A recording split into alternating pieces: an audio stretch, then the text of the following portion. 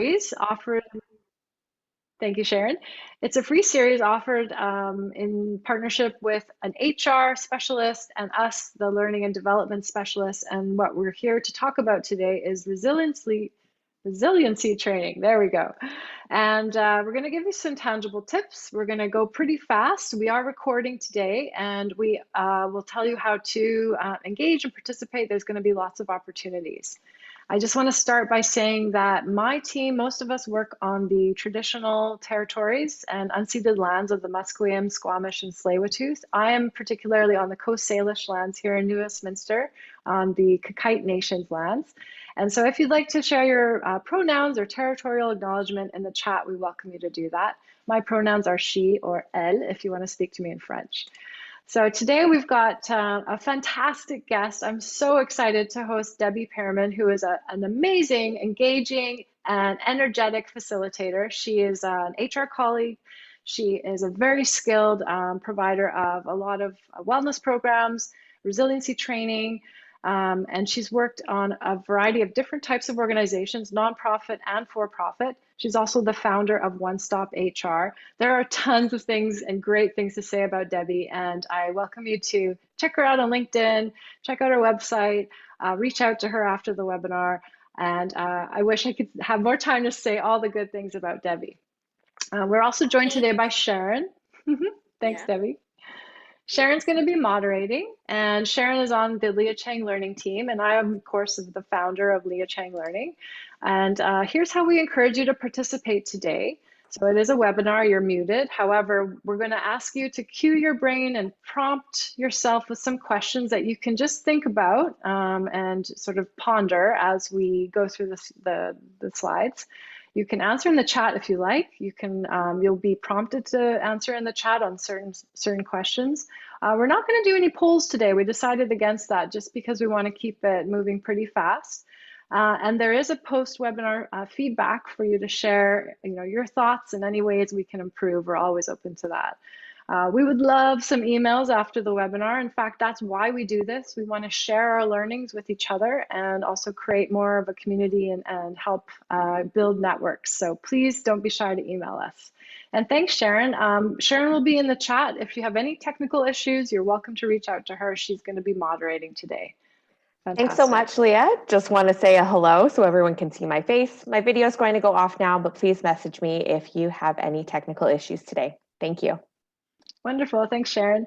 And of course, this series is free and made possible by the generous sponsorship of Learn Upon, which is one of my ultimate favorite learning management systems. And I don't say that lightly. As you know, and if you've heard of Leah Chang Learning before, we work a lot with a variety of learning management systems. And the reason that I chose Learn Upon for my own learning management system is because they're great people, they're real, authentic, they understand our use cases.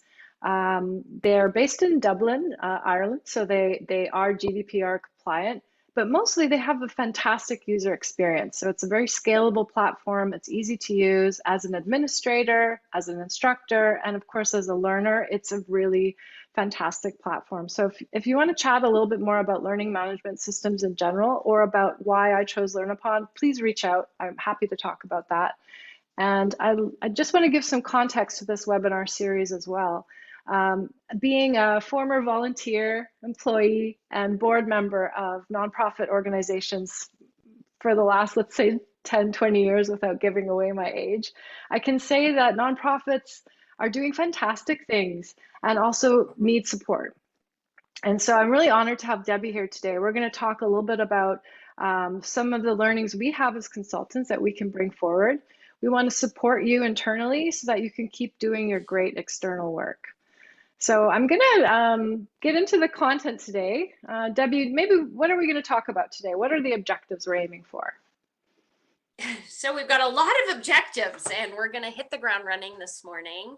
So welcome everyone. And really today we're going to be defining what resilience is, looking at the signs of resilience. So it's one thing to know what the concept is, but how do you recognize it in a person, in a team, in an organization? Right? What does it look like, feel like, sound like? And we'll talk about why this is so important to be developing resiliency in people and in organizations. And then we'll be exploring some best ways for you to be able to support your organization to be more resilient, especially when it comes to things like HR and learning and development. We also want to make sure you have an opportunity to ask your questions. So please don't be shy. Type your questions into the chat. We'll be monitoring those questions as we go through the content as well. Awesome. Thanks, Debbie. Yeah. And I appreciate all of those of who, when you're registering, you sent in your questions in advance. We're going to do our best to answer those today. And today will only be a snapshot of this entire big topic of resiliency and training and your organization. So you can always reach out to us after the fact. So let's get started. So we know how the brain works. We need to cue it. We need to draw from our past experience and knowledge. So I'm going to ask you a tough question, and just think about this for a second. How would you describe resilience if I asked you to do it in 3 words or less, or 3 words or fewer? So just take a second. And you're welcome to answer in the chat if you like, or you can just think on it, and that's fine too. All right, so here's one definition of the modern definition of resiliency from driven.com, which is advancing despite adversity. And I think that's a great way for us to kick off today. I see someone in the chat has put just keep going, which I really like as well.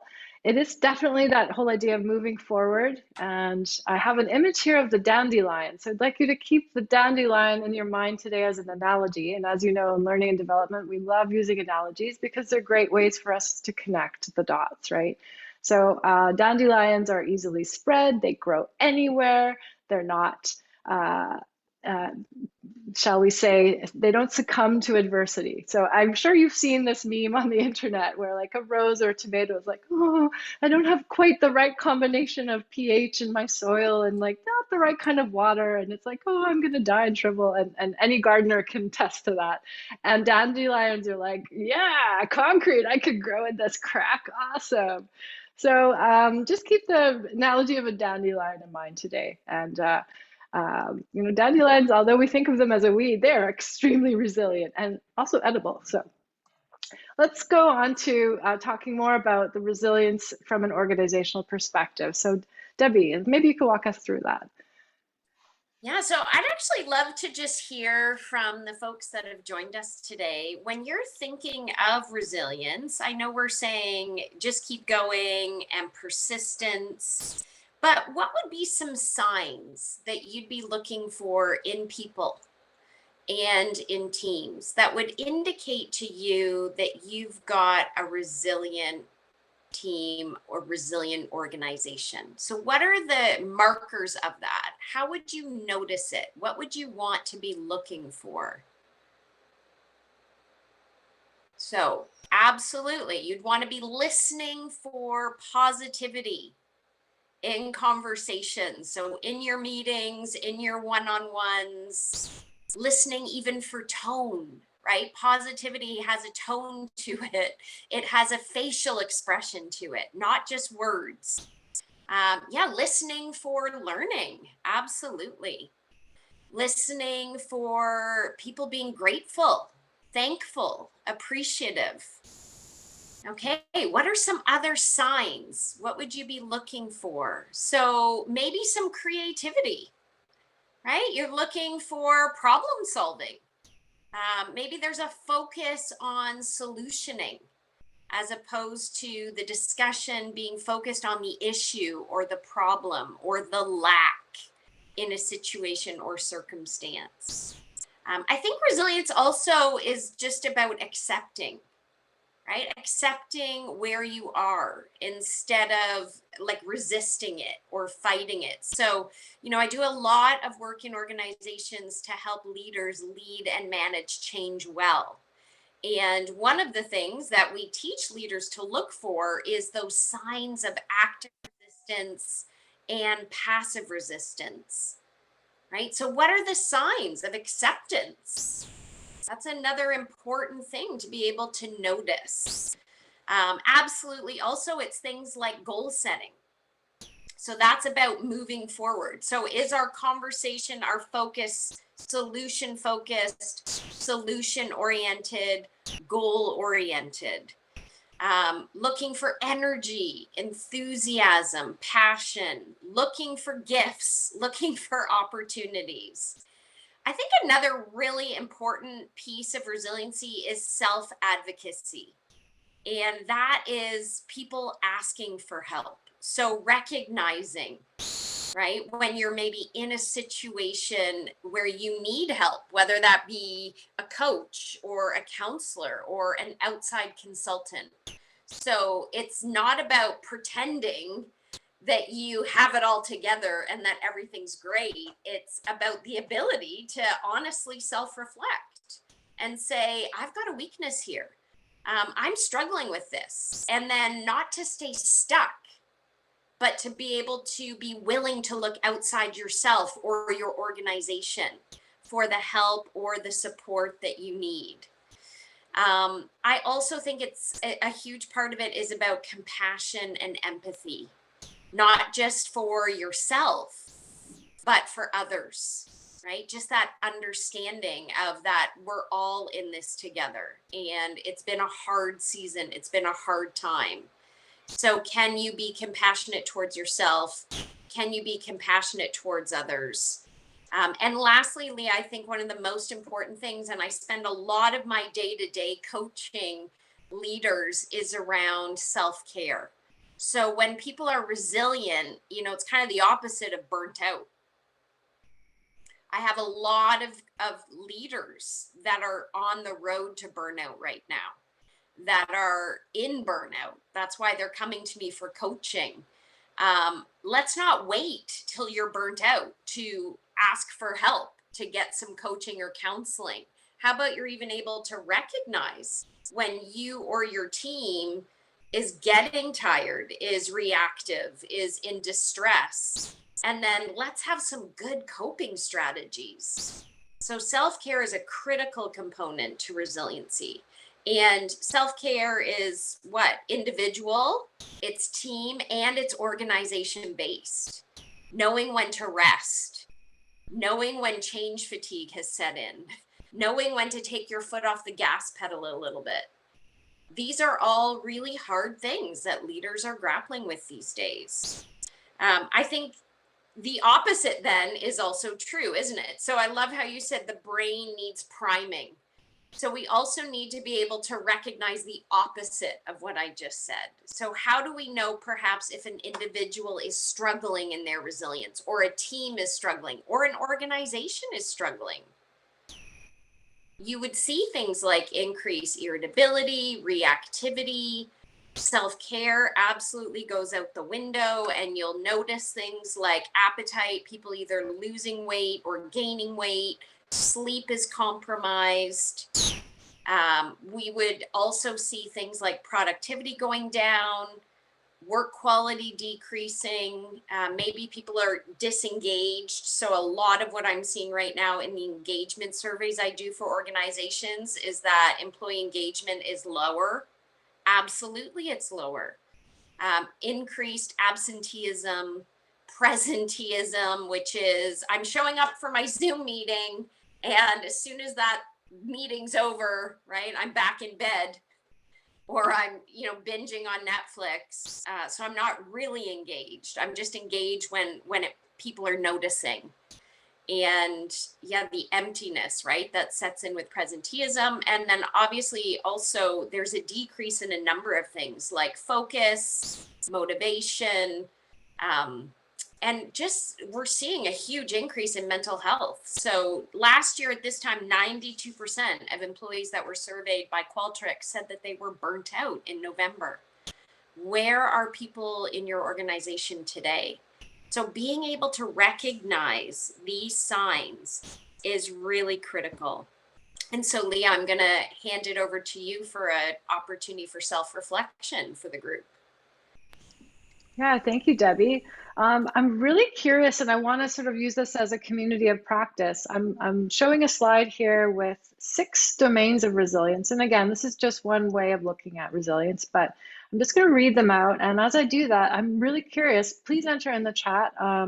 What is your team strongest at in your mind? And when I say team, it could be yourself, an individual, maybe your direct teammates, or if you're a board member, maybe your board or a volunteer group. And also think about your organization at large. So team can mean many things, right? And also, where do you need the most support? So resilience we can have strengths in some areas and we can have needs in others as well. So there's collaboration, tenacity, vision, composure, reasoning, health, and health, of course, in the broad sense of the term. So I'm seeing a few chat answers come in. That's great. That's awesome that there's vision and collaboration at your organizations. I'm noticing, as someone who works in the tech field and working with organizations in their digital adoption, that tenacity is really important when it comes to technology. Like our level of curiosity and our acceptance of others to make mistakes and just fumble as we go, that's a big deal, right? And that's just as important as how much you sleep or how well your mental health is. So anyway, there's lots of areas where HR professionals and learning and development professionals can support your organization. So yeah, feel free to keep those coming in. We really want to know more about how to support you.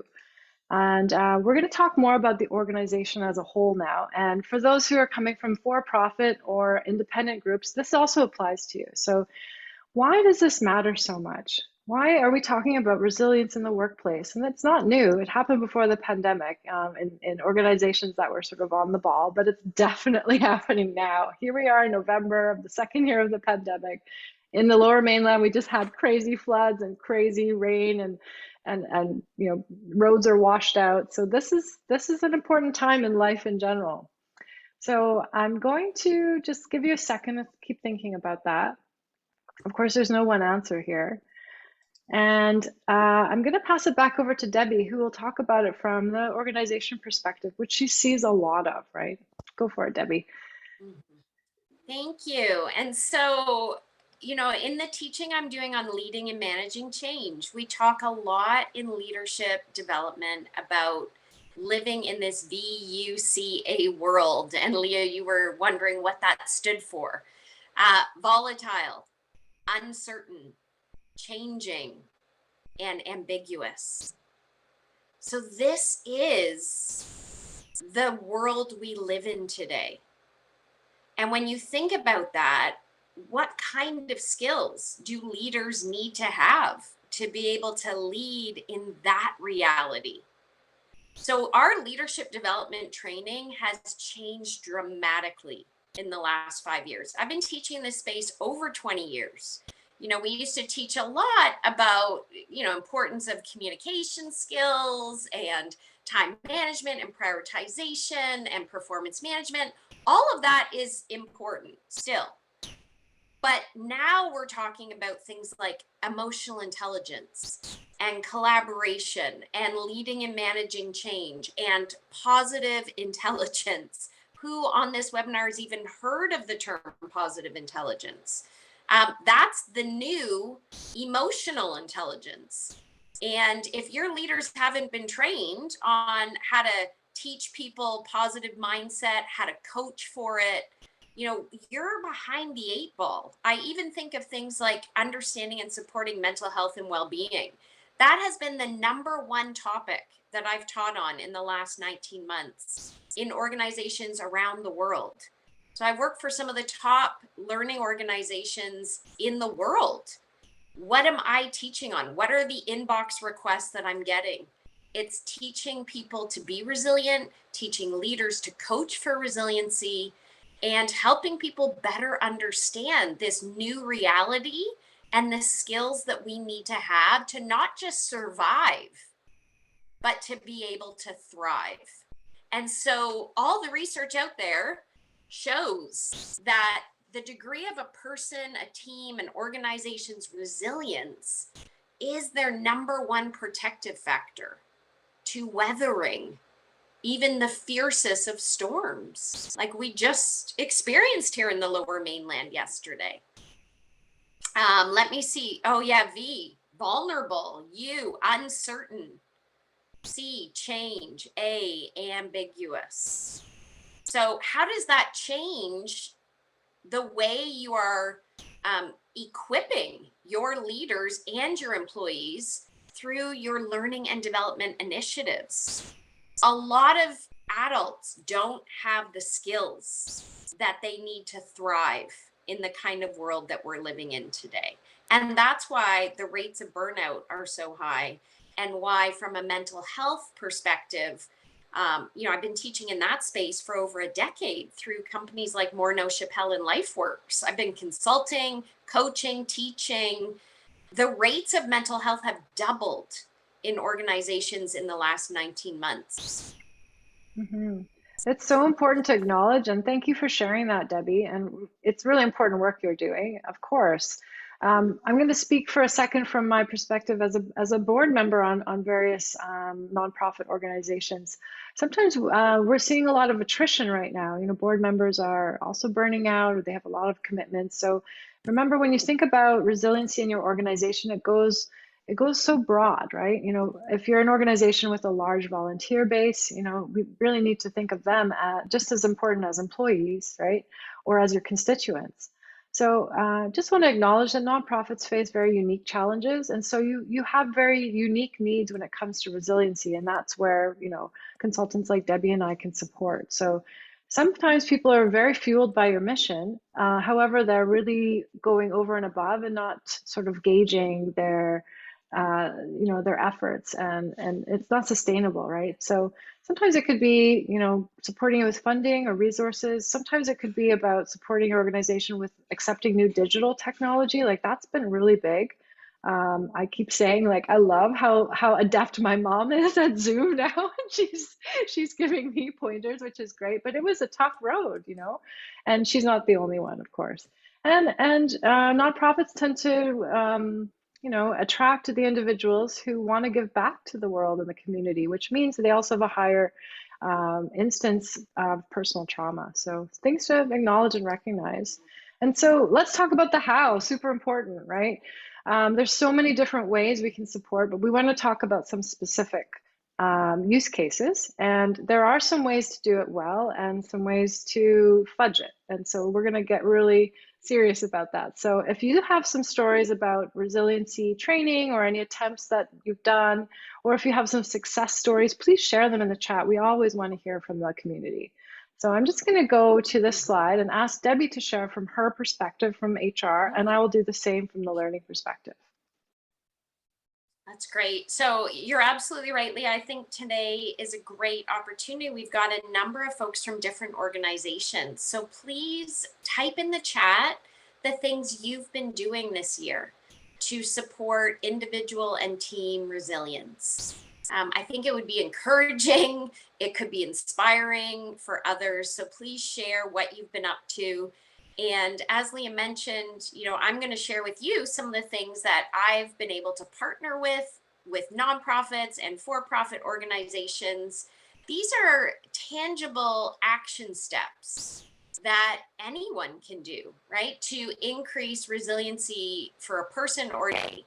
So number one is to give people the tools and the resources that they need to succeed and thrive. So that's where we're talking about training.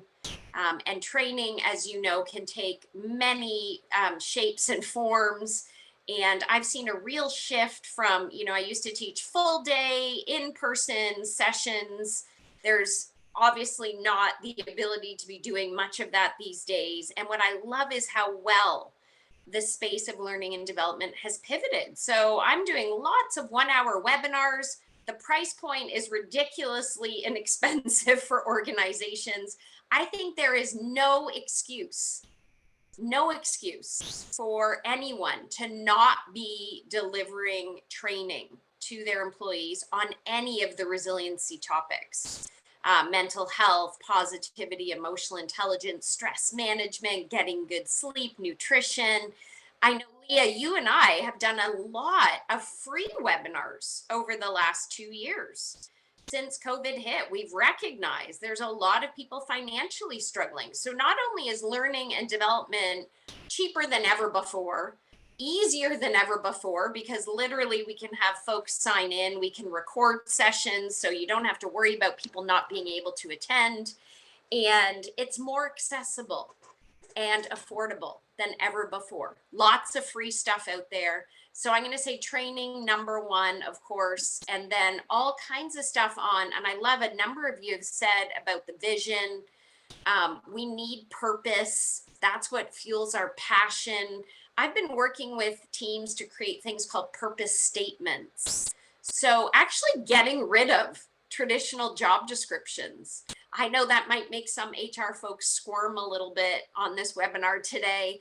I think purpose statements are very forward thinking, and it's all about, the start with why. So beyond what a person does in their day, do they know why they do it? Do they know why they matter? Do they know why what they do is important for the vision of the organization to succeed? So I've done a lot of team building exercises, especially with virtual teams, where we help people create purpose statements. And that is an amazing exercise to increase people's engagement levels. I would also say a real focus on creating healthier work cultures. So lots of things around HR policies have changed and modified. I've seen some courageous HR folks put in things like workplace email policies, where they now do not allow people to send emails before 8 a.m. or after 6 p.m. I saw a very courageous VP of HR that I coach also put in an email policy that no one is allowed to schedule meetings before 9 a.m. or after 4 p.m. And emails are not allowed to be sent on the weekend unless they are a true emergency. So really taking back, right, some really important aspects of people's mental health and well-being through policies.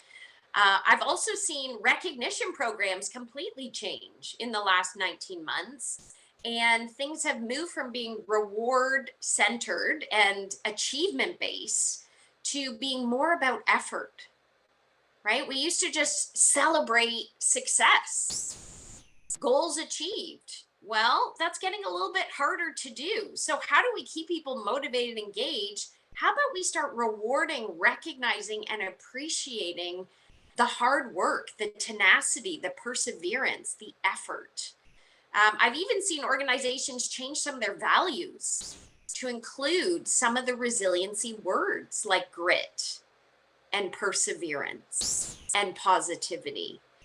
And of course, the last two, I can't not say, Leah, which is employee engagement surveys. I'm still shocked at the amount of organizations that don't do these. You can't fix or manage what you don't know isn't working for you.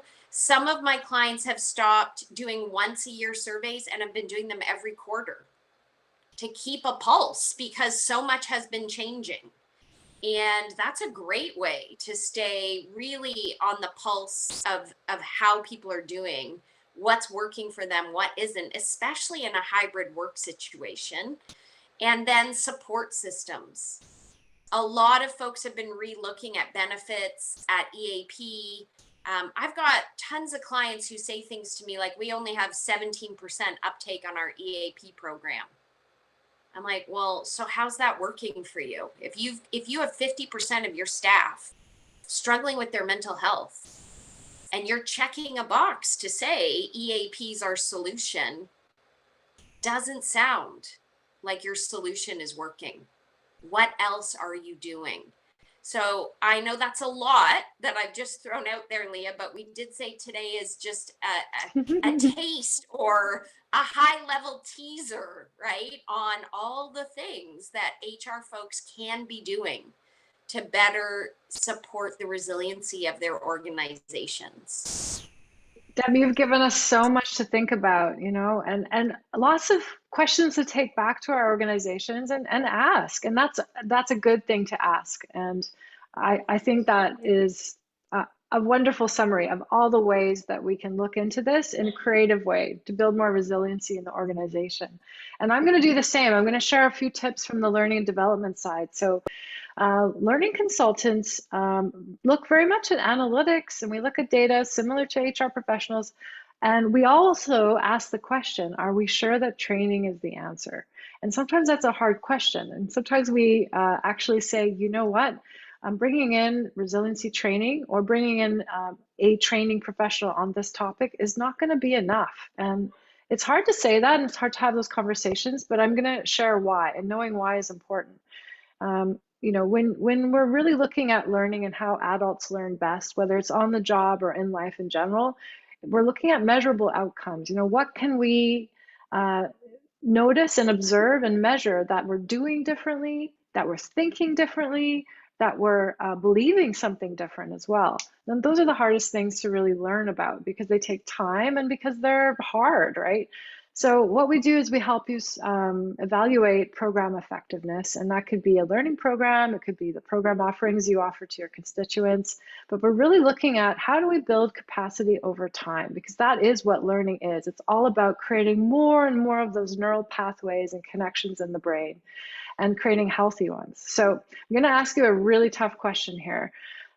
This pyramid is a really nice visual representation of what we as instructional designers do. So we support with learning goals that help bring learners up to the level of critical thinking and to the behavior and performance, you know, outcome that we're looking for. So where would you put resiliency? Is it remembering? Is it understanding? Is it applying, analyzing, evaluating, creating? You can see where we're going with this. Resiliency is really some of the highest level of critical thinking that a human being needs to do. It's extremely complex. So how can we train a whole organization or even an individual to do these very complex things? It's going to take time and it's going to take building blocks. So I really like this image, and that, you know, Bloom's taxonomy is one of the major tools that we use as instructional designers. So for us to be able to analyze, differentiate, evaluate, and then create, investigate, and develop new ways of approaching things, it's a tough job. So just to put this out there, organizational learning, especially with resiliency, is not going to be some things and is going to be some things. It's not a one-time event, although those are important, and building a lot of those together is good. It's really about long-term changing behavior. So this is where us as learning professionals can really support you with what we kind of call an ecosystem or a program. We look at all the different ways that we can you know, have touch points about a topic like resiliency and really create some very strong individuals who can support your organization, be those leaders now or future leaders. And so I'm just kind of curious if you want to throw into the chat, where's your organization at? You know, do you see yourself doing some, you know, one-time passive events? Are you sharing videos, or maybe just doing a one session and calling it done, you know? So they're tough questions, but they're really important ones to really get at the sort of the purpose and the value of what you're getting, right? So here's what it could look like. Again, this will be different for every organization, but we would love to see, you know, bring in some resiliency training at your team event. Then also provide some follow-up coaching activities. Debrief that as an organization wide, maybe in a town hall, maybe even publicly with your constituents, maybe at your AGM. And then keep repeating that, you know, have a very distinct frequency. It could be done synchronously, and I love how everyone knows that word now, or asynchronously. So it could be done on people's own time, or it could be done together in a group or cohort, even in a virtual session. And I'm going to show you this slide. I love sketch notes. They're great ways of visualizing concepts, but I want to talk a little bit about how the brain will, how neuroscience and the science of learning can support training on resiliency. And so what you're seeing are that we want to provide challenging experiences on purpose. Don't make it too easy. You need people to stretch, right? And bringing someone in like Debbie to really work with your team is a great idea for that. You know, bringing in a team like mine to create some assignments and really provide some guided stretching is really important. We also know that adults learn best with rehearsal and practice. You can't build strong neural pathways if you're not repeating them often. So again, build that in throughout your program. Creative conversations. It's that motivational interviewing. It's those questions. We work a lot in the healthcare industry, and healthcare professionals have adopted something called motivational interviewing. But really what it is you're coaching someone by asking them questions about their why, about their purpose, and helping them find the answers for themselves. Right. And then lastly, it's time. You need to sleep on this stuff. When I used to be a teacher, the best tip I always gave my students was study a little bit every day and make sure you get enough sleep. It's way better than cramming, right? So what we're talking about with learning science is integration. You need time at work, outside of work, to really let this stuff sink in and make sense in your life as a human being as a whole. So I'm going to ask you, here's a little quiz, okay? I'm a former teacher, so bear with me here. I'm going to share a use case. I love the picture of the tree, and as a former climber, I would find trees often growing on the side of a cliff and just think like, holy smokes, now that is a resilient tree. And sometimes I'd be so grateful because I'd be hanging on to it for dear life. So picture this tree. This is a fantastic story of an organization that is provincial, has quite a lot of employees that across the province, some working remotely, some working at the head office, but they did a great organization-wide rollout. They brought in a trainer. They created some internal capacity to facilitate it internally. So there were leaders, there were people from the union, all over. Then they rolled it out to leaders. And leaders got a preview, they got a special sort of coaching opportunity, and then they rolled it out to all employees. And of course, they're rolling it out to all the new hires as they come in. And what was really great about it is they set up a consistent language across the entire organization. We even had little wallet cards. They would show us graphic cues, and people would pull them out. You could see them in the lunchroom, like pulling it out and referring to it. We talked about it at town hall events. We even mentioned it at holiday parties, or, when the family came for the barbecue. And of course, it was always brought up at leaders meetings, team meetings. So this is a really great and very successful rollout of resiliency training. And I'm just curious, I'm going to ask you, what's missing? And there's no right or wrong answers, but I kind of want to see, how else could they have improved this, based on what Debbie and I have shared today. And maybe nothing is missing. Maybe this approach would work for your organization. But I'm kind of curious, if you could add anything else to this rollout, and to this delivery of resiliency training, what would it be? And I would actually suggest that some coaching would be important. We didn't have a formalized coaching program for this. And coaching can come from peer to peer. You can bring in external coaches like Debbie. I know I've worked with some coaches that have really made a difference in my work life and my personal life. But also, leaders could be coaching each other. They can be coaching their team. So what I would love to do as a learning designer is have that opportunity to create those measurable ways of providing consistent coaching experiences on top of all this other good stuff. So that's the use case we're going to look at today. We have one more question we're going to answer, and this is one that thankfully someone entered it in the registration. So I'm going to pass this over to Debbie. Debbie, tell us a bit more about specific ways to build resiliency on remote teams, it's different and tough, right? Yeah, I guess, okay, so my honest answer is it's not tough. So I think it's about reframing how we think about it and look at it. Again, what has really changed? This is what we need to be thinking about and focus on what hasn't changed. So we can still do training. Webinars are great. I agree, it's not the same. But doing a virtual webinar is better than doing nothing. So I think how we keep building resiliency is through doing these virtual webinars. I've still been doing one-on-one coaching for people.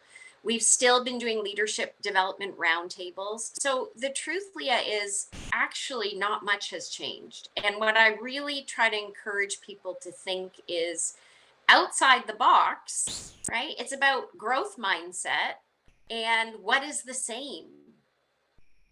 So the only thing that's really changed is we're not meeting physically together. But all the opportunities that you spoke about on the previous slide could still happen. Yes, they're different. Are they as effective? I mean, the jury's still out on that. So the main thing is that these things are just being offered virtually. I've seen lots of people do great practice coaching through leadership development roundtables. And that's literally just getting groups of leaders together, usually on a Friday over lunchtime. I facilitate sessions. We throw case studies out there. We put people into breakout rooms. They have the opportunity to practice what they've learned in training. And the other thing I'm going to suggest is the employee engagement surveys. So really what's changed is they're just happening more frequently, and they're not these long, cumbersome, the once a year health checkup that you get when you go in for your physical at the doctor. Those surveys, maybe have 60 questions, take 15 minutes. What I've been doing for folks is these shorter pulse checks, which might have 15 questions or even 10 questions. And doing those monthly or doing those every couple of months. So those are kind of the things that I've noticed have changed. And then really using learning and development and opportunities for social connection. I think that that's another big one, is the opportunity for social connection. And everyone says, well, we can't do it. Again, challenge that thinking. Absolutely, we can. We get a committee together. I've seen all kinds of fun ideas. And yes, it's not the same, but it's better than nothing. So we're doing games and we're having coffees virtually and we're having drinks on Friday afternoon. We just have to really help people reframe and develop more of what I call a growth mindset. Oh, there you go. You've put the slide up. Okay. Yeah, So thanks, over to Debbie. you to talk a bit more about that. Awesome. Yeah, and so one way that I can provide some, oh, can you hear that?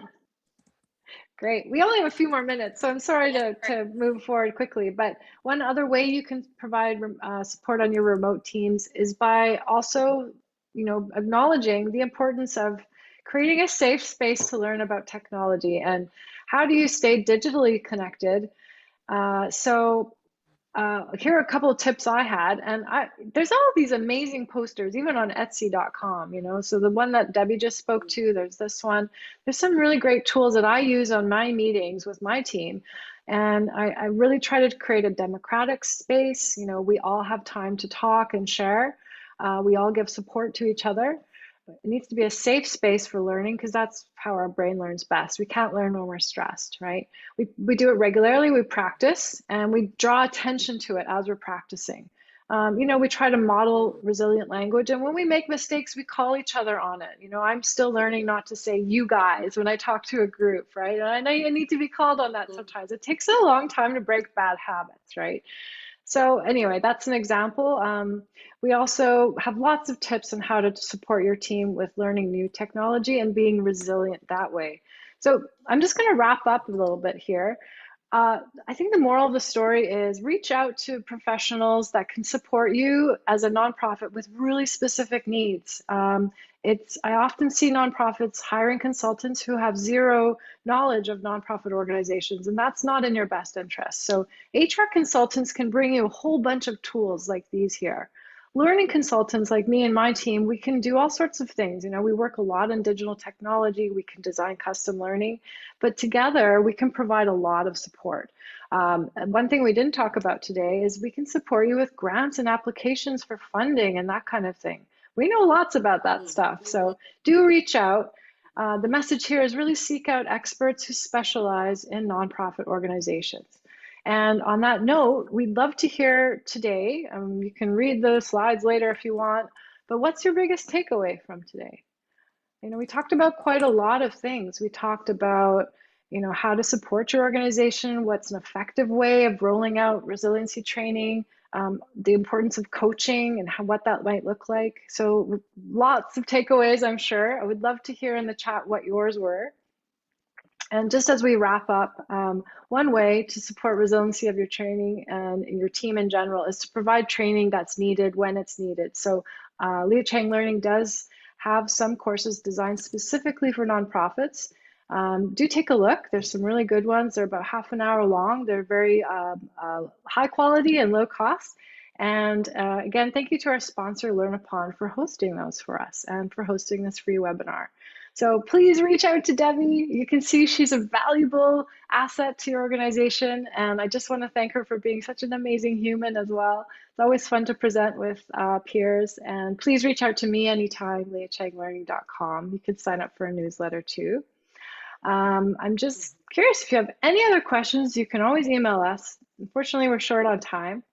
But we do have one more webinar coming up this year, which is online accessibility. So as learning professionals, we're learning a lot more about what the legislation is going to be. And that will be Thursday, December 16th. I know it's a weird time, but we're like, hey, why not? You know, maybe it's slower during the pre-holiday season. So hope you can join us. You'll find out more information on our website and our newsletter. Thank you so much, Debbie. Did you have any final words, or did you want to add anything to close today?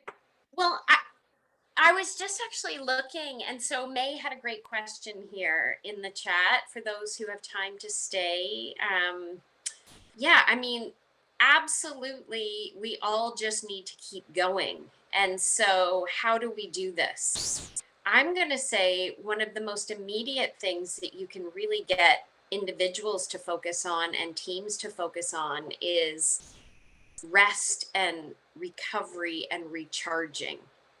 So what a better time to do it now as we think ahead, for example, to Christmas and the holidays. I'm going to be putting on another free webinar actually soon. And that webinar is all about how to finish strong in 2021. We need to be really making sure that we are prioritizing self-care, that we are prioritizing rest and recharging and recovery for our teams and our organizations. So getting people to take time off is going to be critical, and allowing people rest and breaks at night and on the weekends away from work, so that really their minds and their nervous systems can recharge. And the other thing I'm going to say is how do you fuel yourself? So I'd also be asking you to be thinking as an organization beyond your strategies for rest. I'll say it again, and recovery. What are your strategies for recharging? These are all the foundational principles of building resilience capacity. So how are you recharging yourself? What's adding to your resilience? What takes away from it? And are you adding more in to help you recharge, not just individually, but as a team and an organization? So I encourage you to be thinking about those questions. And also just wanted to say thank you for joining us today. Thanks for your great participation, and the questions you sent us ahead of time helped us frame this conversation for you today. So thank you. And thank you, Leah, for putting on this session and Learn Upon. And thank you for having me today as a guest. Oh, Debbie, does anyone really, have any other questions before we finish? Does